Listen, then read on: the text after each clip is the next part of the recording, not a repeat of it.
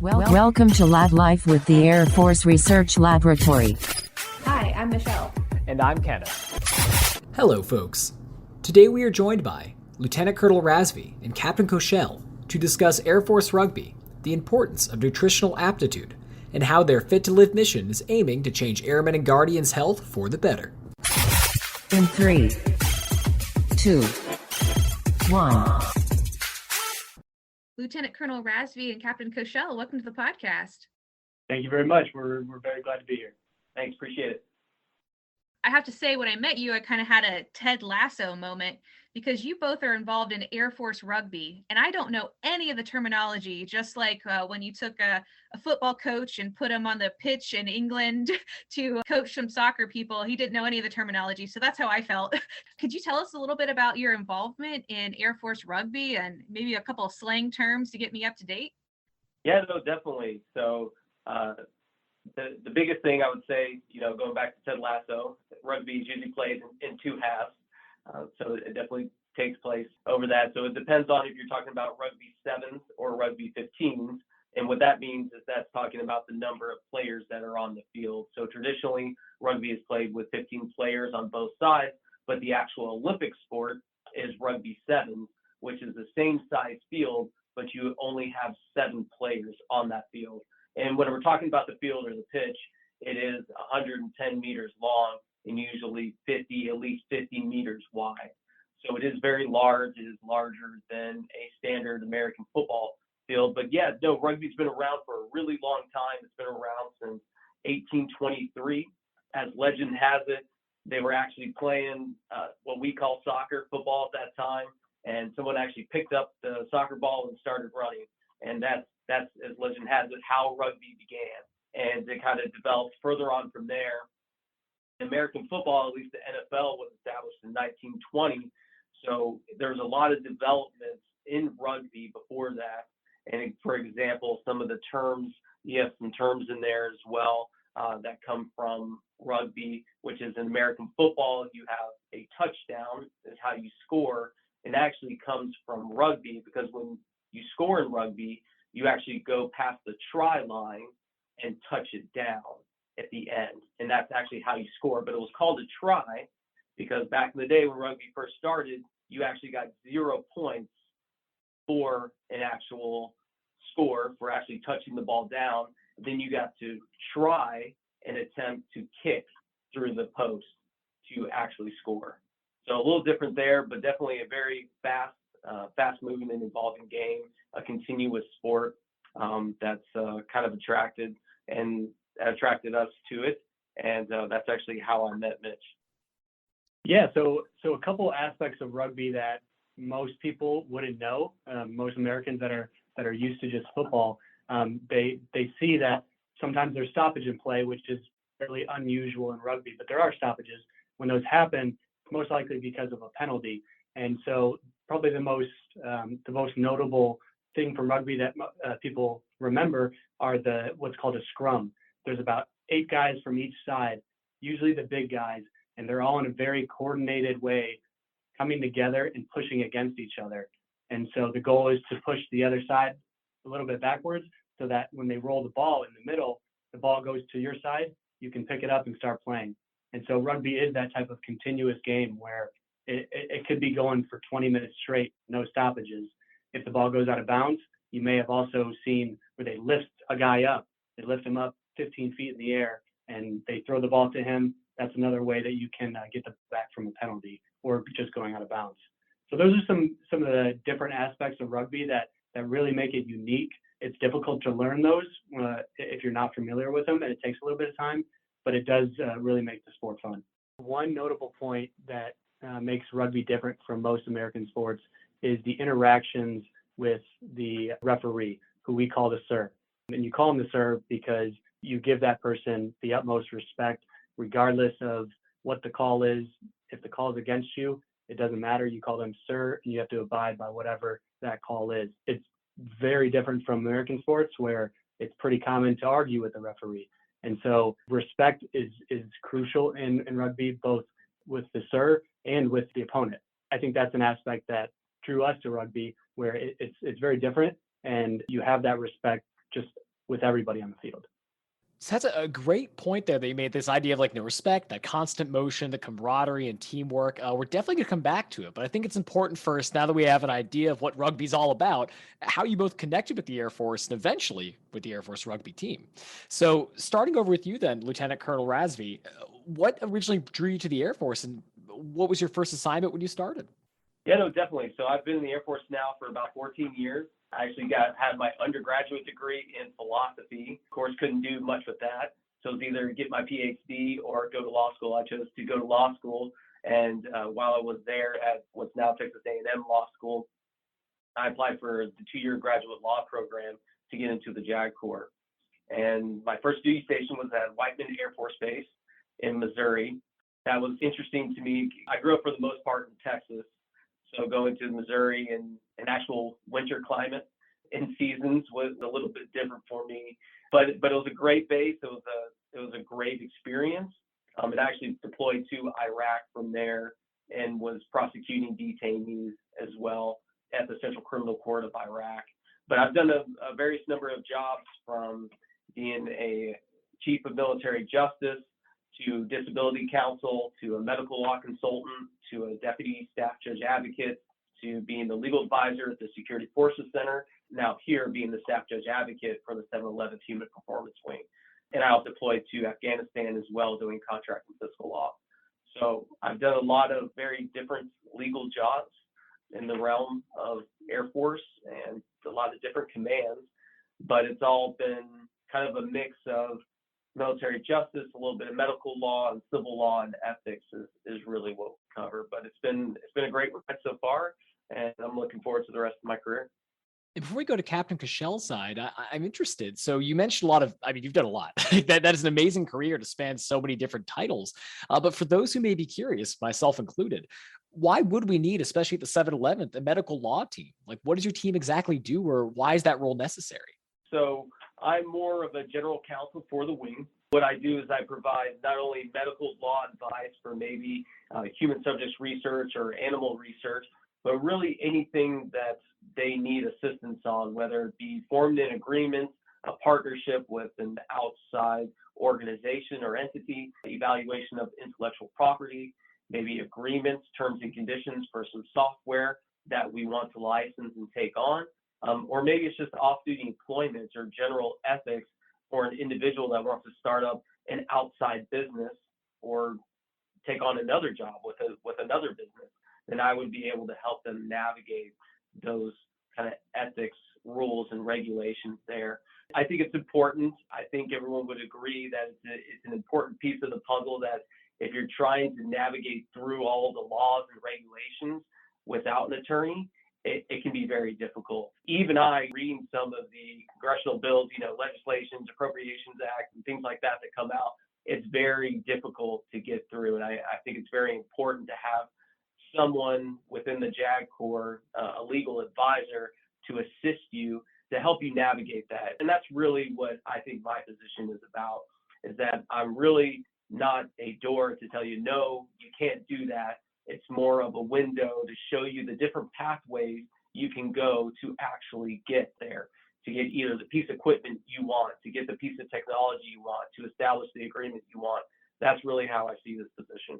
And I think with a very simple example you've given us in the past is that something as commonplace as like a fitness tracker or something that tracks our biometrics, there's rules behind it of how licenses of how you use that and use the data and aggregate it probably. So that matters to our researchers, and they need legal support so they don't spend all their time figuring out how they can use a technology. They can offload that to you as an expert, a legal expert, and then they can get back to the science and everyone can move forward with the mission. So that's one example that really stuck out to me. Definitely, especially with terms and conditions. Of course, if you purchase anything that's off the shelf, commercial off the shelf items, or anything like that, any piece of technology like the wearable device that I'm wearing right now, it's going to come with those terms and conditions and the license. And of course, as a government employee, there's certain rules and regulations that you have to follow if you are going to purchase those items. And our listeners might be wondering, gosh, we just talked about rugby and now we're talking about law, and then we're going to have to put another little piece of the puzzle together. We promise it's coming with Captain Cochell. You do play rugby, but you don't study law. So what do you do within the Air Force Research Laboratory? And then we're going to pull this all together. Yeah, it's really hard to follow up a career list like that. But I went to the Air Force Academy, and that's where I started playing rugby. I played there all 4 years, and that's kind of where my love for the game started. My first assignment was at the Naval Air Station Patuxent River, where I was a program manager on the B-22 Osprey. So I worked at that program office for a little while. Really enjoyed getting into the contract and acquisition side of the Air Force. I came to AFRL, to the 711th Human Performance Wing, and I'm working in the Warfighter Interactions and Readiness Division as an acquisition program manager on a research program. So I actually met Lieutenant Colonel Razvi in the summer of 2018, where I played with the Air Force Rugby team. He was coaching and he was the officer in charge. So that's where kind of our relationship started. Later that year, I was diagnosed with leukemia, acute lymphoblastic leukemia. I went through about 10 months of intensive chemotherapy and then another year and a half of continued treatment. And so I finished up treatment in the spring of 2021. I've been very healthy since and no complaints. I also was helping Lieutenant Colonel Razvi with the Air Force Rugby team during my treatments so that I could stay involved with the team. That was really important to me, to stay involved with the team and to be able to help those guys develop as airmen and as rugby players.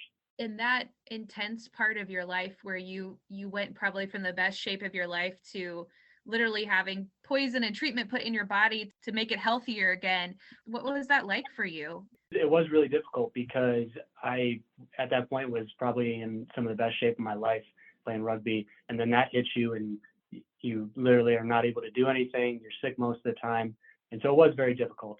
I had to really adjust the way I lived. And a part of that I found was extremely beneficial was doing the little things right, by eating a little bit cleaner. Possibly when I was sick and I couldn't work out, but I could go for a walk for 10 minutes and getting a little bit more sleep. Just little things like that really made a huge difference. I mean, I was surrounded by the best medical staff at Walter Reed that I could have been, but I did find that doing those little things right really made me feel better. And I think it did probably help throughout those intensive months.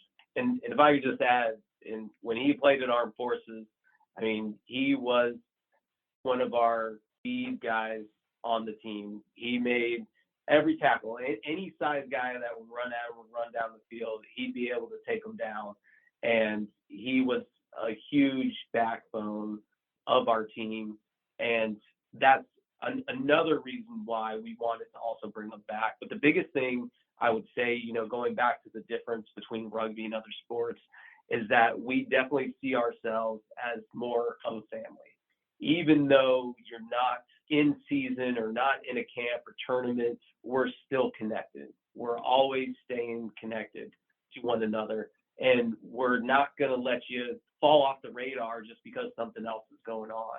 I mean, we're definitely going to keep you involved, and we want to keep you involved because everybody has something to offer, even off the pitch, to the team. So you both have this sense of family and this sense of drive. And Captain Cochell, you go through this really difficult period of your life, but you found motivations in yourself to do things to make your body stronger, whether it was that walk or it was making the choice to eat something healthy instead of some mac and cheese comfort food or something like that, which I still hope you treated yourself to. But a thread that you both have and an idea that you brought up is something you dubbed Fit to Live. And that's really why we're here today, because you have this message to share with our listeners. What is Fit to Live and why is it so critical to both Air Force, Space Force mission, as well as something that our everyday listeners can incorporate into their lives? Yeah, definitely. So I think we always focus on this idea of fit to fight. And of course, in every leadership philosophy, they talk about people and how people are always the most important. You can see it in all of our strategy documents and everything like that. The main focus is always on people. Well, if we're not just fit to fight, we also have to be fit to live. And that goes beyond just your regular duties, either as a military member, federal employee, you have to be fit to live. So that's really all facets of your life, talking about what you're eating, how your sleep is going, how you're feeling. Do you really understand your body? And maybe you've never taken classes on caloric intake or understand, the macro amounts that you should be eating. Maybe you've never talked to a professional on that. And of course, I'm an attorney. I am definitely not an expert in these fields, but I have been around very elite coaching staffs and strength and conditioning coaches and gone through our own research at AFRL as well within the Strong Lab. And that's also taught me a lot of things. So it's a lot about education as well as practicing what you learned. Of course, we always talk about training. If we're going to learn something, we're going to train up so we can understand that. But sometimes we say fitness is your own personal responsibility. Your own health is your own personal responsibility. And maybe in school you learned about that nice food pyramid, but that food pyramid is not going to make you fit to live. It's not going to make you fit to fight. There's more to it. There's more out there, and the DoD has more resources and availability that we can give to each individual military member and employee. So I've heard it put before, and I'm sure the ratio is not exactly this, but when somebody's trying to be fit to live or be in shape, I've heard like 70% to the kitchen, 30% is like what you put in with the workouts. Very important what you put in you. So kind of following that thread then, what could we do to help support things like this or help airmen or other guardians or people looking to be healthier do that or seek out information to find what they should be taking in? At AFRL, I think we do some really good research on improving human performance. And because of that, there's a lot of data out there that we can make known to our airmen, our guardians, and to our warfighters. There may be a gap where we do the research and we find some really useful data, but actually applying that to our airmen on a day-to-day basis, making sure they are aware of it and that the programs we have are adapted to actually help them, I think is where we could improve. Yeah, definitely. And if I could just comment on that, it's more of that connection between the research realm and the operational realm. And there's a lot of studies out there that talk about how they can take a DFAC at a military installation and then they can shape it so they can optimize it for the soldier, airman, guardian, what have you.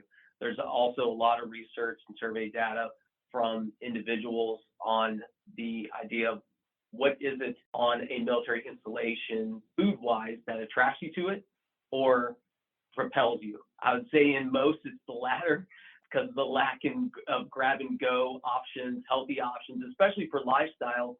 And there's different lifestyles within every AFSC, right? And within every different employee's duties. Of course, an attorney who's sitting in an office is going to be very different from a security forces member, someone that's special ops. It's going to be very different.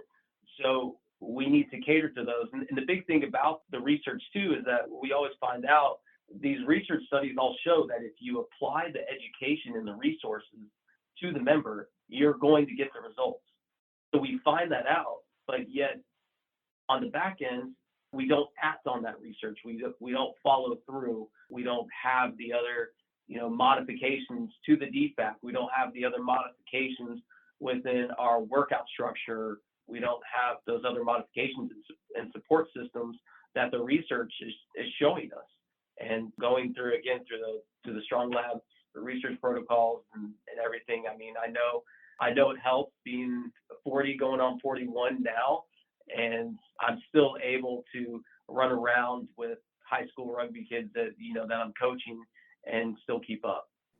I mean, that's an important point to make. Like you mentioned that the research could be in place, the work at the Strong Lab, everything that's going to prove that these individualized lessons, whether they be for workout regimens, nutritional regimens, whatever, it makes a huge, huge impact. So moving that a step further then, are there any systems or support systems within the DoD that airmen and guardians can access or ways that you give people access to this or what we need to make these more accessible? At every installation, every fitness center, there's usually going to be some form of a dietitian or maybe a bod pod or something like that you can utilize. Of course, that is reliance on the member. And I think that's a big part of what we were talking about with this fit to live concept is that most of this is reliant on the member going out and seeking those resources, whether it be from your provider at your installation, from the dietitian at the fitness center, or going and doing that, sitting in the bod pod getting your body fat percentage, even if it isn't what you like, you still have it. But the interesting thing about that is that that sheet also points out calories. It may not be the most accurate, but it gives you a starting point. And that's really what it is getting the education, finding the starting point, because everybody's different. I think an important point to make is that we're not trying to suggest that everyone needs to be fit enough to play rugby. What we think there are resources out there that can help each individual, airman, guardian, government employee, contractor, that can make them a little bit healthier and can help them perform at their job better. They don't need to become an athlete, but it may help Lieutenant Colonel Razvi perform better as a lawyer because he got better sleep, and so his brain's functioning a little bit better. So I think there are incremental improvements that can be made with everybody, and it would really benefit the Air Force, Space Force as a whole. That is fantastic. And the next question I have is going to center more around diets. With how variable they can be, whether it be for airmen or people out in the public, how are you keeping up with that? One, and two, do you have any plans to embed dietitians or even put specific kitchens in for units to help better adhere to whatever diets they may need? Let's start with Lieutenant Colonel Razvi. Of course, we can't put kitchens in every unit. That would be great, but I know there would still need to be a central point, but I think it's really those grab and go healthy options. There's a lot of different diets out there, right? It seems like every couple of months there's a different fad in regards to carbs are good, carbs are bad now, or you just concentrate on high fat foods, whether it's keto or vegan or vegetarian. I mean, and there's so much information out there, and that's another piece of it is distilling all of that information and getting it to the members so they have that information, right? If they're looking for supplements, do we have that information readily available to them where they can get those resources? Because we all know a lot of people go into GNC on base or whatever, and maybe that supplement isn't lab tested. Maybe they don't have that information, but they need protein. And yes, your body definitely needs protein to function. And so they're going to use that as some sort of meal replacement or something like that. So I think there's a lot of aspects that we can do in the base structure to really get into those support elements, as well as education, information, especially when it comes to all the information that's out there on the internet, all the information that you may be getting from a wearable device. How do you interpret that? Why is it good? Why is it necessary? Is it even necessary? Or if you have one and can have that information, how do you actually utilize that so you can practice this fit to live concept and you can be ready to tackle whatever your kids throw at you, whatever they want to do sports-wise on the weekend, whatever your job throws at you, whatever stressful situation brings on, you're going to be in that state where you can handle that and you're better equipped to handle it. Your ideas here remind me a little bit of a conversation we had with Lindsay Buckaloo that's in the 711th Human Performance Wing and the work that the wing is doing around operational support teams, where we might embed a physical therapist or a coach or psychologist, to take care of this whole of person. Being a desk worker, my stretches are way different than if someone's out there changing an aircraft tire in a very simplistic way. So for our listeners, if you haven't listened to Mr. Buckaloo's podcast, I suggest you check that one out. It's got a napping in the title. It's a fun episode. So Fit to Live is also a recruiting tool for you guys, both of you, as you continue to coach, right? Hey, if it works, it works. If somebody's fit and they want to come out and play, which of course I would gladly accept them, and they can definitely contact me and we can set them up. So yes, I would say I think it's a roadmap to open up to all sports, but of course I know we have rugby has a special place with us. I've been around both the Dayton women's rugby team and there's also a men's team, and I will say some of those people are a little intimidating. So I don't know if you have any advice for the everyday person that is looking to get involved in rugby. I totally understand where you're coming from. The first time I went down to a rugby pitch, I was a freshman in college, probably 150 pounds. And I saw some big guys and I was very intimidated. But you know what? It really is a sport that anybody can play. And if you have a little bit of courage and you're not scared to step in front of somebody and you have the right form, it's really not as dangerous as people think. And it's really fun and there's a place for everyone. there's really big guys on the field and there's really small guys. We have a guy on the team that's 5'4", 140 pounds, and he will hang in there with the best of them. So there really is a place for everyone. Well, I'd like to thank you guys for joining us today, and maybe some of our listeners or Ken will actually see you on the pitch. I think I've got some work to do. Well, thank you for having us. We really enjoyed it. Yeah, no, appreciate it. Of course, any questions or comments, you can always contact us. You have something you want to come out and enjoy a rugby game, rugby practice, or have questions about Air Force Rugby, please contact us. Always happy to help, and definitely appreciate you giving us the opportunity to speak to you today on these topics. Make sure to follow us on social media at Facebook, Twitter, LinkedIn, Instagram, and YouTube at AF Research Lab. And remember, stay curious. Logging off.